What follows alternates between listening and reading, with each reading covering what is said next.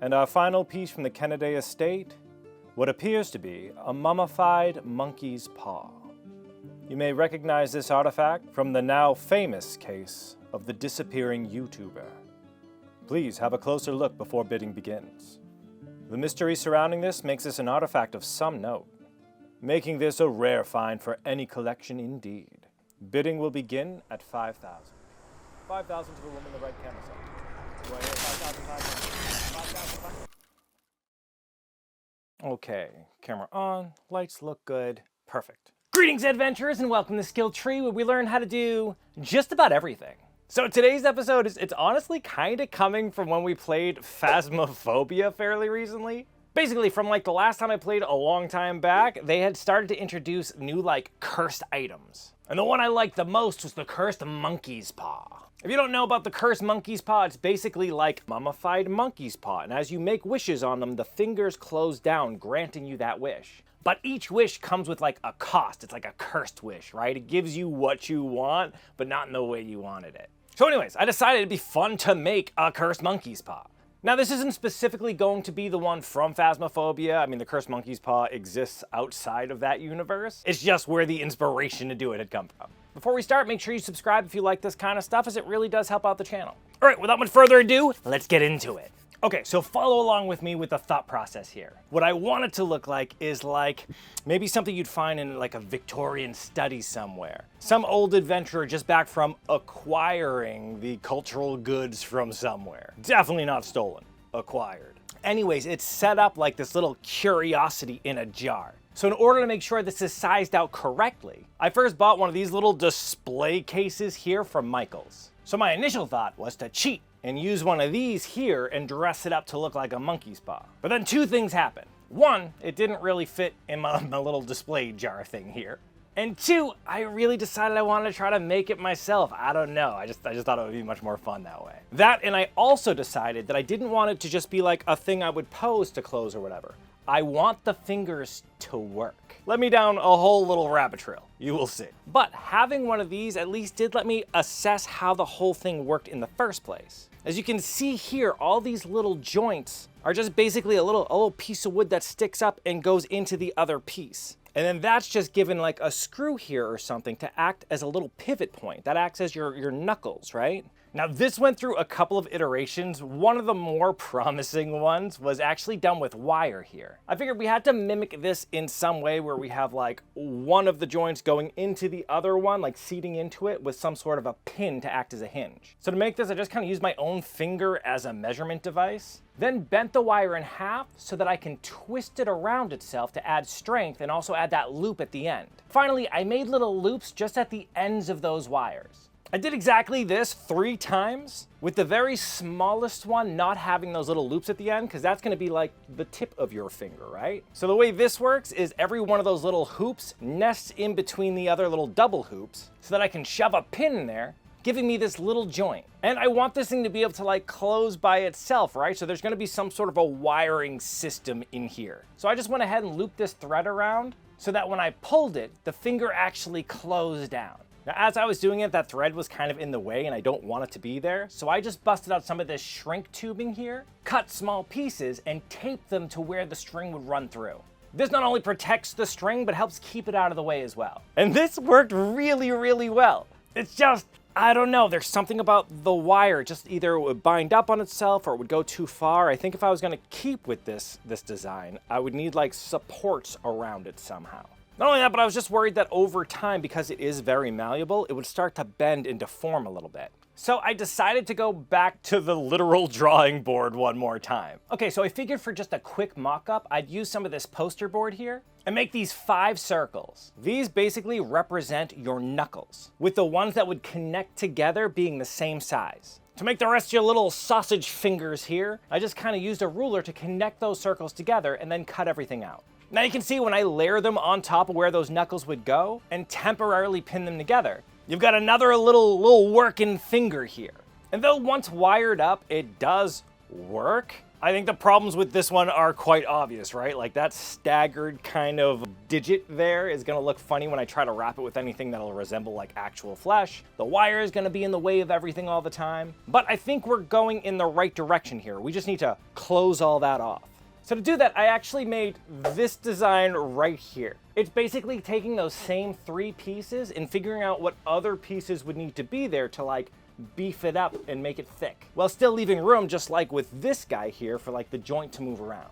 After some adjusting, I was content that my little prototype here would work, so I took that file over to my laser so I could actually cut it out of wood. It's at this point I want to sing about the MVP of this entire project. And that is just super glue with an accelerator. By using this, I was able to put all of these pieces together, just adding a little bit of super glue to one piece, accelerator to another piece, and bam! Instant connection. God, I love not having to wait for glue to dry. It is just my favorite thing in the world. And look at this, it's a cute little finger.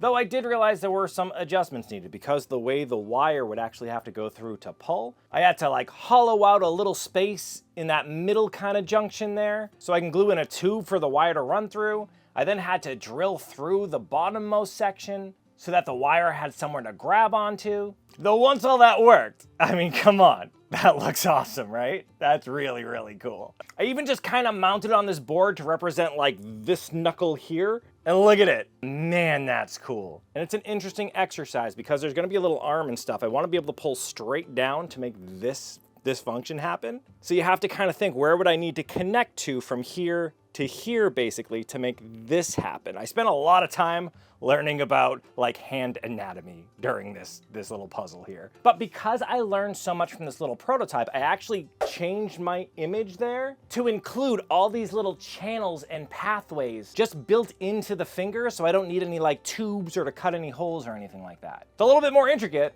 kind of a bitch to glue up, but it's gonna work. So with that figured out, it was back to my laser cutter to just cut out all my little finger pieces. There were a lot of little pieces here, and I made the fingers different because, you know, you got like your bigger middle finger, your tiny little pinky finger and stuff. So I made sure I marked all of these so I wouldn't lose which pieces went to which groups. But after that, I just started the tedious work of gluing everything together. Again though, can't stress this enough. Super glue with an accelerator. Gorgeous. But you can see here how these little inner channels will actually accept that thread all the way through, not only giving it a nice point to pull from, but also really smoothing out that transition so it doesn't like wear away over time, or at least wears away as little as possible over time. Then once everything was together, I just kind of lined up those joints and used my drill to make sure the holes were perfect, and then put these pin nails through them. These are what's going to act as my little pivot pins for the knuckles. All I have to do is nip them down a little shorter and then use a ball peen hammer to peen over that cut side, giving me a little rivet. And with that, I have my full set of cursed little finglers. They're genuinely creepy, like just kind of moving them around. They kept like grabbing me and stuff. They're already possessed, I swear to God. All right, but that's only part of the battle here, right? We got the fingers. We now need the hand for it to sit on. Luckily, this was actually pretty easy. I just went back to my laser cutter so I can get these perfect little notches cut out here, just at the right height to be able to accept my finger grooves. I took a drill bit and went through everything to make sure they all lined up. And then as I put my fingers in place, I just used some wire to go all the way through everything to act as those pivot pins. And again, super creepy how these friggin' fingers move. Now at this point, I did have a little bit of a dilemma because the thumb is a weird thing. I didn't want to add like a full like rotating joint. You know, we have an opposable thumb, right? That would have been just too much to have to orchestrate with everything I was doing. So I was gonna like pick a position and that's what it was gonna be stuck in. Now you'll see with this one here, it's stuck in this kind of upward position, which is all well and good, except when everything is closed, the thumb doesn't really wrap. I want it to wrap around the knuckles. It's just kind of a look I'm going for, and that won't work for me. So that means I have to make kind of the trade-off of not kind of positioning it in this natural position, but more kind of like a bit more of an awkward like right out position. Not terrible, but just a concession I had to make. To do this though, I just kind of put it on its own separate little plank o' wood, which I glued into place in the position I wanted it in. Then I also glued a little bit of extra wood just to get like the meatiness of the palm here built out already. Cool, so from here, I've just put my Dremel to it to give it a little bit more of a skeletal look. I do want this to look like kind of a mummified hand, right? So some of that flesh is gonna be like wrinkled and rotted. You may see some of that bone shape coming through, so I really want it to look like bone as much as possible. And I don't know, this is a cute little fist. But you know what? I understand if you don't think it looks good. If so, you know, just saying. I'm just saying, it's my art. You can't say nothing. All right, so at this point, I really wanted to get those wires going on. Now I wanted something that was flexible, but also strong enough so it wouldn't like break over time. So for that, I got this braided steel like beading wire, which isn't just strong and flexible, it's also coated in like a rubber or a plastic or something. That's gonna really help protect it from wear over time. To secure it, I just looped it around the hole I made in the tip of the finger a couple of times, dropped a little bit of super glue in there, and then sprayed it with the accelerator. Then I threaded it through all the other little spaces I had, finally ending down at the palm. So then I just kind of pulled on it to assess like what angle exactly would make this action happen here, and then used a drill bit to go all the way through at a downward angle. This way, not only is it pulling down, but it's also pulling backwards to really get like this motion going in. After doing this with all of the fingers, look at how cool this is. That is really, really neat. Just like the general fluidity of the motion, how it ends in this perfect little closed fist. Oh my God, I love it so much. It's so cool looking. Though since I am gonna be covering this whole thing in like a flesh of some sort, I definitely need to cover up those wires so they don't get like bound up in whatever I use. To do that, I just busted out some more of this shrink tubing, which I super glued onto the back in line with those wires so that they all end kind of where like the wrist is gonna end up. Each step of the way, I just tugged on those wires to make sure they were still working okay. And also, again, because it looks really cool, it looks awesome. Now, since it's really important to me that this little prop ends up in its little bell jar there, I just stuck it inside and made sure the fingers wouldn't hit against it when they close. I also used this to measure this tiny piece of PVC here, which is gonna act as my arm. And since I do need that space for the fingers to be able to close, right? I didn't want this to be right in the center because it would hit the glass. So I moved that little pole just off center to give myself enough space. Okay, so to actually connect that pipe to the hand itself, I figured I'd make a little bird's mouth that would like hold right onto the bottom of the hand. To do that, I just used my Dremel to cut out a little U in the ends of it. Then I busted out my heat gun to soften up the plastic enough to open it all the way up, and then bend it back around the meat of the hand before it cooled all the way off. Then I simply ran my wires through the hollow space and hot glued the front of the whole thing together. I used hot glue because that'll help with the transition between the pipe and the palm, like I can use the glue to smooth that out. And I only did it in the front because remember we're using like heat shrink tubing for things to go through, and I was afraid that the hot glue would shrink the tube onto the wires. But check that out, not only do I have a little armature, but I've made the world's creepiest back scratcher. But that would work great actually. You can bend little fingers and just kind of get in there. Oh yeah, I'm bringing this all the way to Shark Tank. All right, so to make it actually stand up inside of that little jar there, I just used a spade bit that's the same as the circumference of that pipe and drilled about halfway through my wood. This way the pipe will sit into it but not go all the way through. Because that spade bit has like a little screw on the end of it, I have a hole going all the way through that my wire can be fished through. And look at that, everything fits, the little fingers close. Oh man, we're getting somewhere now. Now comes the fun part. It's time to decorate this thing to make it look like a cursed monkey's paw. So to do this, I actually decided to use this little latex technique I saw. But first, because I'm going to be using something like a latex, I didn't want to gum up my joints or anything. So to help protect that, I actually busted out some of this Tanner's Bond tape here, which is just a two-sided, really strong permanent tape. This I put on any little spaces in the fingers and the hand where it wouldn't get in the way of the thread or the joints. Then I just stuck that onto some saran wrap here, so I can cover the whole thing up and protect it without really affecting those joints very much at all. Okay, so I really want it to look like there's like bone and tendon and stuff showing through the front of this thing, like it's starting to rot away. Oh, in fact, maybe the only way the curse is ever really done is when the paw actually rots all the way. Kind of cool. Anyways, in order to make this kind of vibe, I just busted out little pieces of skewer stick here, which I hot glued onto the front to become little bones. These I painted white just so when they show through the little membrane I'm gonna make, it would look like bone. So as I said, I'm gonna be using a really cool latex technique I just learned. The latex, by the way, I'm using is this Madcraft latex that I got from Bergsnyder. Bergsnyder not only holds the largest LARPs in the world, but is also a fantastic place to stop by to get any like medieval clothing and armor and all that cool crap. I say this because our community gets 15% off at bergsnyder.com. Just saying. Anyways, aside from the latex, the only other thing you're gonna need is a boatload of cotton balls. These I just kind of shred up ahead of time to make it easier on myself. Mostly because I'm like a monster who can't keep my hands out of stuff. So I'm gonna touch the latex and I'm gonna touch the cotton and it's all gonna get stuck. And if I have to break it apart, I'm just gonna be all cotton fingers. Like Edward Scissorhands, but way more useless and kind of cuddly, I guess. Anyways, the way this works is you just kind of paint the latex onto the area that you want to flesh out, and then you lay your strips of cotton onto that latex. Once it's kind of secured in place where you want it to be, you go back in and you paint more latex, letting that cotton absorb it. At this point, it becomes really malleable and you can kind of shape it however you want to. I actually found the best way to do this with like fingers and stuff is by taking strips and actually wrapping it around each section of finger. This is gonna build it up to be the little like muscular pads of your finger, right? While also kind of avoiding those joints that we don't wanna make like too hard to bend. I then lay over a really, really thin layer of cotton to help smooth all those areas out together and again, not impede those joints. I then do the same thing with the rest of the hand, building up the pad of the palm and like the little points where you'd get calluses underneath your fingers. The back where your tendons would go through. Just really adding as much hand shape to this as possible.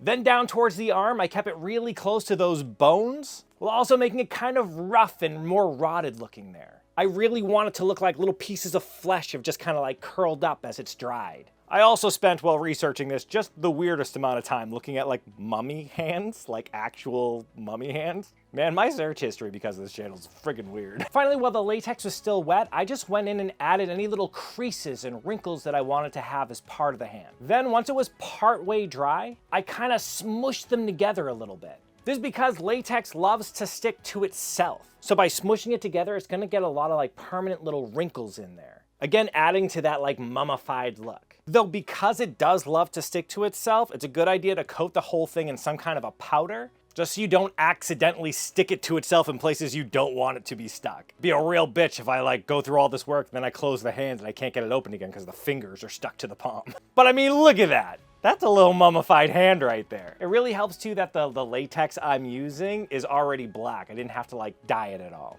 But that's just the base, baby. We want to really make this thing look realistic. So the first thing I want to do is add some nails to this hand. To do this, I'm just using these actual fake nails. Actual fake nails? You understand what I'm saying. They're the fake nails, you stick them on. I start with these just by painting the underside of them black so they're a little bit darker. Then using the same old tricks, I apply some glue to the bottom of them, spray the accelerator onto the finger, and then stick them right in a place where I want them. Now you can't just stick a nail onto a thing and have it look realistic because that's not how nails work. Look at your own fingers. You have like a nail bed and cuticles and stuff that go around the nail, like it's growing out of you, not just kind of sitting on top. So to help mirror this, I just went back in with a little bit more of the latex, added my cotton to the top, and then just use one of these actual little cuticle pressers here to get it into the correct shape. Really wasn't that hard, and look at the difference between one that doesn't have that treatment done to it and the ones that do. Night and day, one just looks way more realistic. I'm not gonna lie though, while I was doing this, all I could think of was that Bugs Bunny scene where he's like, such an interesting monster should have such interesting nails. That said, the nails are too pretty right now, so I just went back in and I cut them down so they were shorter,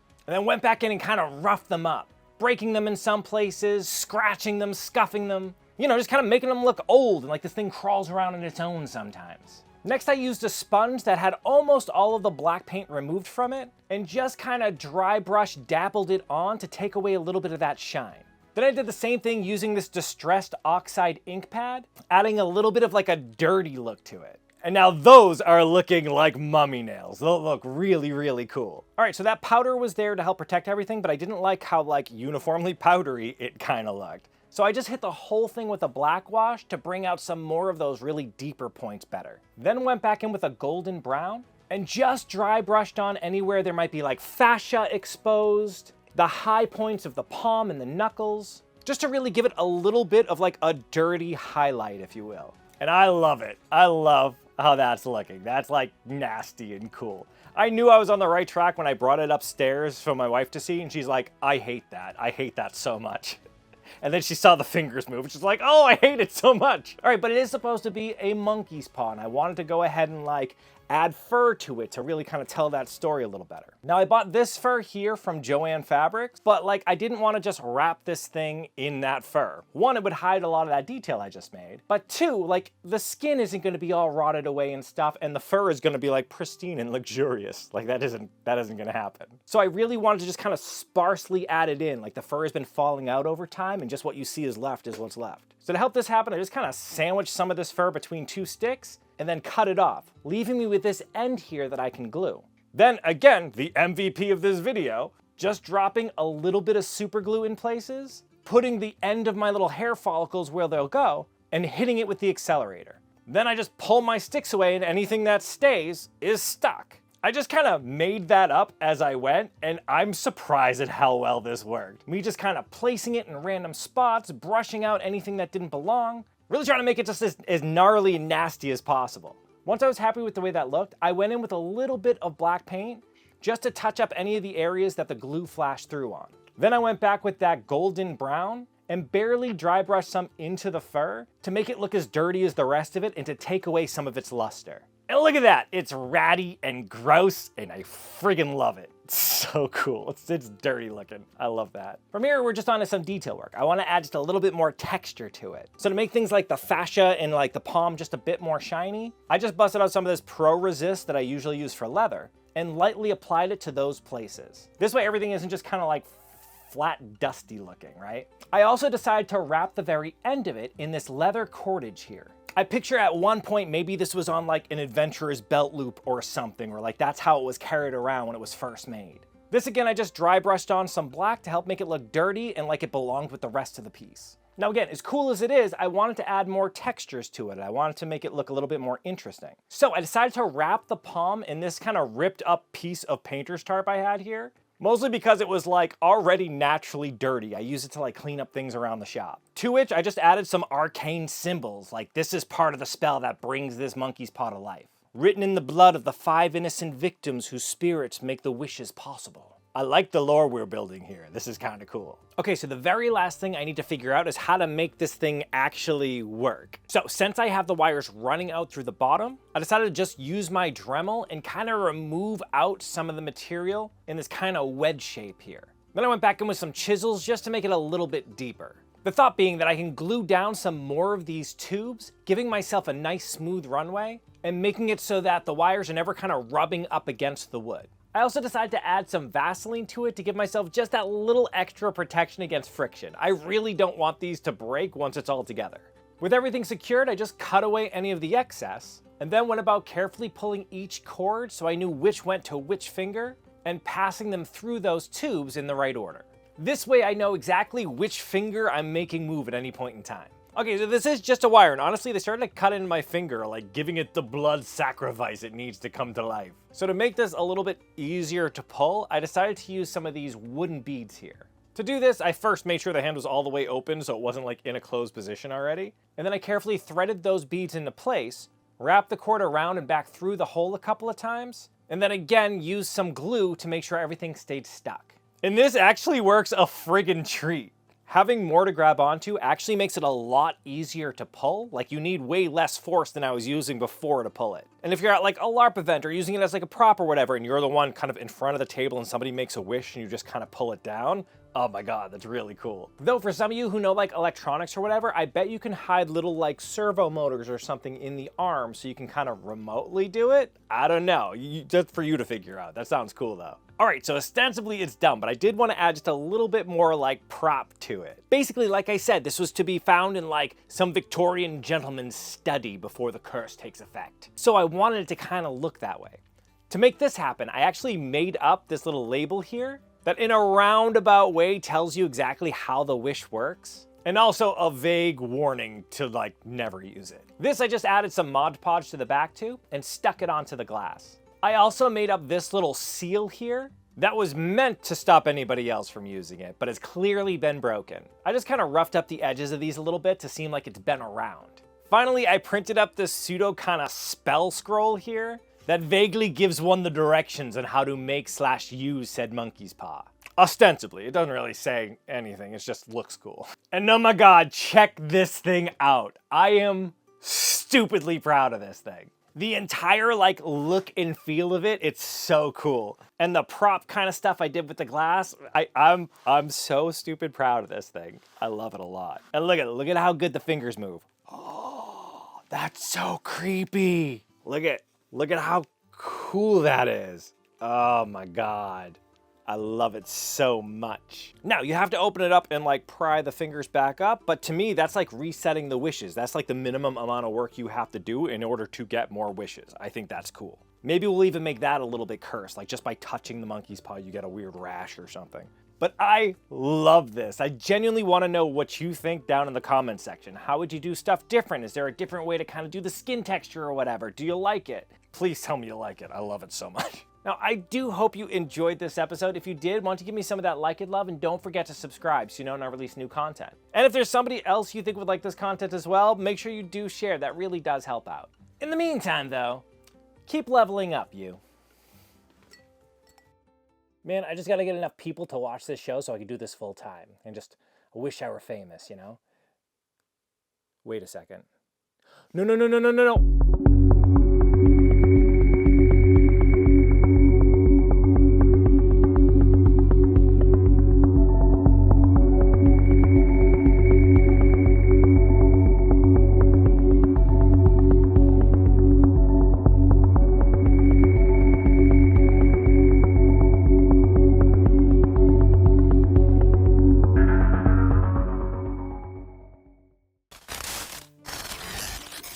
Thank you to all of our Patreon members, and a shout out to our newest high tier members, Wade Towner and Dakota Lowhorn.